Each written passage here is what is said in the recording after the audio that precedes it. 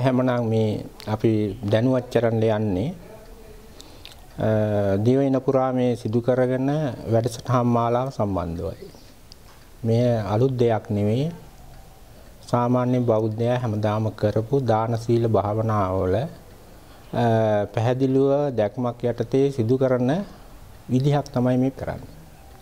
වෙනත් වචන වලින් කියනවා නම් බුදුහාමුදුරෝ දේශනා කරනවා මේ චතුරාර්ය සත්‍ය අවබෝධ කරගන්න සම්මා දිට්ඨිය ලබා ගන්න ආර්ය අෂ්ටාංග මාර්ගයේ වඩන්න ඕන කියලා.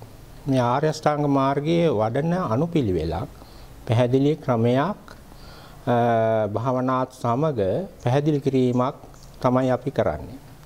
ඒතර ලංකාවේ විවිධ පළාත්වල විවිධ ජන කණ්ඩායම් වලට අයත් වෙන්න මේ පුහුණුවීම් දැනට සිදු කරලා තියෙනවා.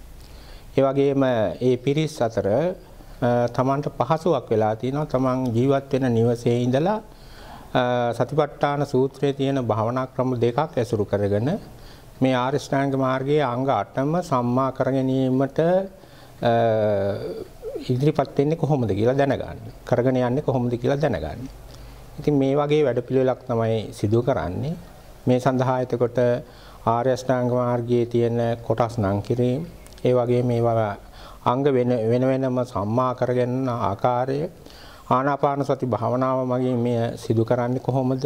සක්මන් භාවනාව මගින් මේ කරන්නේ කොහොමද?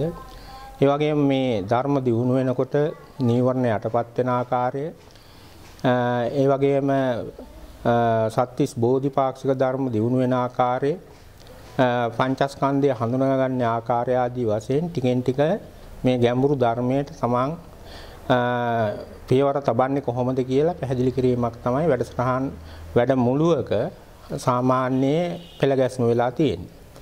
දැන් වෙනකොට සෑහෙන ප්‍රදේශ ගණනාවක මේ වැනි වැඩසටහන් කරලා තියෙනවා.